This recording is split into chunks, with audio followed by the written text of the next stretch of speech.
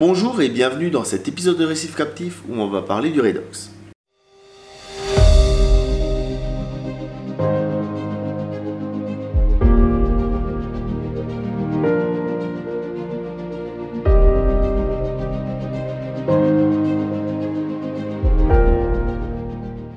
Depuis mon épisode sur l'ozone, on m'a posé beaucoup de questions sur le redox. Donc c'était le moment de se dire tiens, un épisode sur le redox, ça peut être intéressant. Avant de commencer, je tiens à signaler que cet épisode s'adresse à des aquariophiles, plutôt d'un niveau débutant, et que forcément, au niveau scientifique, il y a des tas de notions que je vais uniquement survoler. L'idée, c'est d'être le plus compréhensible possible, mais je ne vais pas aller dans des détails de formules chimiques et autres. Donc c'est de la vulgarisation et on va éviter tout le langage vraiment trop complexe dans cette vidéo. Bien sûr, il va y avoir un article qui va être plus dense, mais c'est l'objectif d'un article et pas d'une vidéo. Donc la vidéo reste superficielle sur ce sujet et c'est voulu. Le redox, c'est une mesure de capacité d'oxydation. Pour la faire plus simple, c'est une mesure de l'équilibre ionique de l'eau. Pour le mesurer, en général, on va utiliser des sondes et autres appareils à lecture directe. Mais on peut aussi trouver des tests colorimétriques pour mesurer ce redox. C'est rare, mais ça existe. Au niveau des techniques de lecture, en fait, ça fonctionne presque comme une sonde de pH. Donc on a souvent les connecteurs pour une sonde de pH permettent aussi de mettre une sonde de redox. Parce que la lecture du signal électrique est très proche. Et c'est vraiment sur ces appareils là, c'est la sonde qui va vous permettre de faire la différence entre une mesure de pH et une mesure de redox.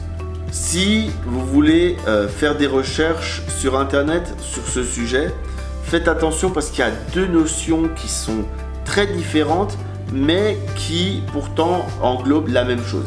C'est l'ORP et le RH.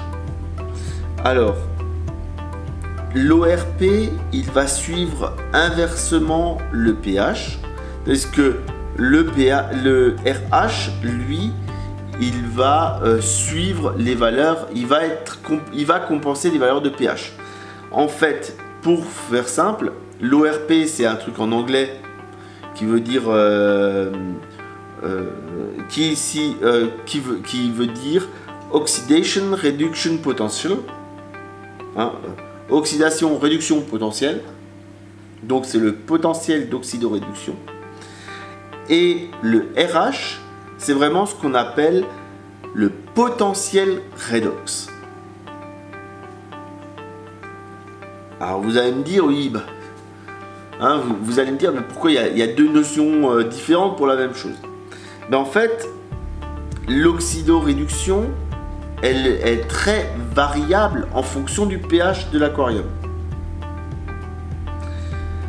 Et donc le RH, il vient corriger ce problème-là. C'est tout. L'ORP, il a une unité qui est le millivolt par seconde.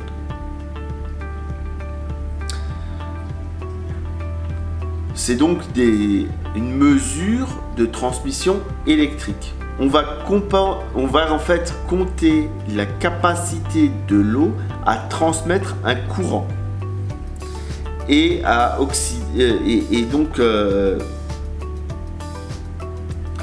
donc cette mesure, en général, elle va nous servir à piloter un écumeur ou bien un ozonisateur ou ce genre d'appareil. Au niveau des valeurs cibles, pour un aquarium récifal, on va essayer d'être aux alentours de 400-450 millivolts par seconde. Plus votre eau va être chargée en nutriments, plus la valeur de redox va être basse et certains arrivent à descendre à des 250, ce genre de choses, mais alors ils sont très très hauts en termes de nutriments dans l'eau. Par nutriments, qu'on soit clair, c'est les nitrates et les phosphates. Bien sûr, si votre bac il est à 200 mV par seconde, on oublie totalement tous les SPS difficiles, les couleurs de fou et ainsi de suite. Donc c'est que vraiment, à cette valeur-là, vous êtes vraiment trop bas en termes de redox pour maintenir des coraux difficiles. Pour les spécialistes de la chose et les bacs ultra oligotrophes, certains battent des records à 600 mV par seconde. Et ça, c'est vraiment des eaux où il n'y a rien dedans. C'est-à-dire qu'il n'y a pas de nutriments, on est dans des protocoles ULNS, donc c'est quelque chose de très... C'est une eau qui est excellente, mais attention, on est sur le fil du rasoir. Donc c'est le type de valeur que je réserverais à quelqu'un d'expérimenté. Ou en tout cas qui veulent atteindre ces valeurs-là dans un but précis. On ne va pas recommander à un débutant d'être à 600 mV par seconde.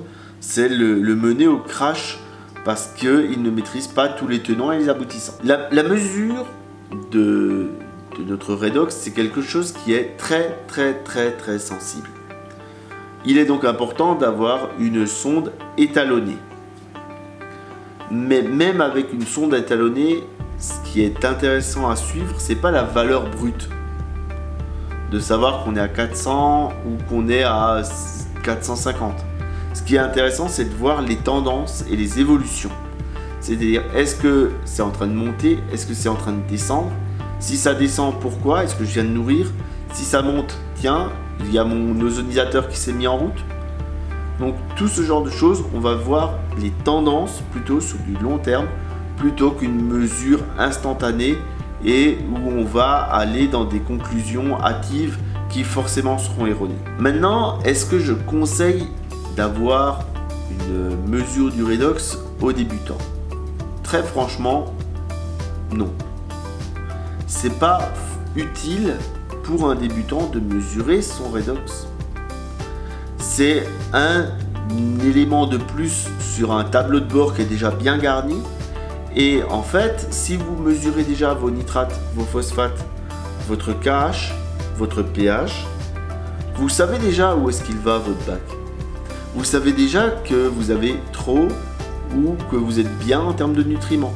Vous savez que vous êtes bien ou pas au niveau du pH. Vous savez que vous êtes bien ou pas au niveau du KH, et ainsi de suite. Rajouter un élément de plus, ça va juste rajouter du trouble à mon avis.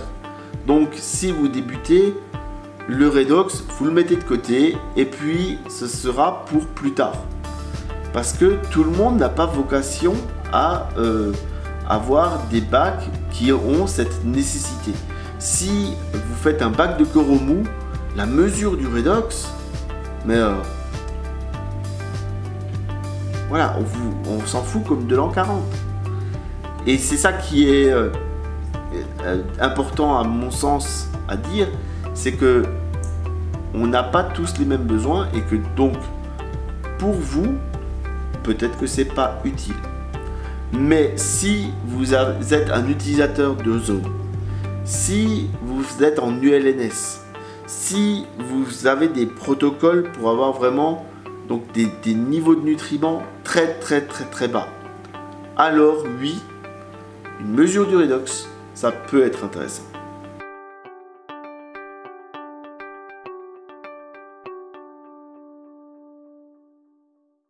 J'espère que cet épisode d'overview sur le redox vous a plu, que vous en savez un petit peu plus. Si ça vous a plu, n'hésitez pas, pouce bleu. Si ça ne vous a pas plu, n'hésitez pas, pouce bleu. Et en attendant, je vous dis à bientôt pour d'autres épisodes de Récif Captif. Si vous souhaitez me soutenir, n'oubliez pas, il y a un Tipeee de la chaîne où vous pouvez m'aider à financer l'ensemble des frais. A bientôt pour d'autres épisodes de Récif Captif.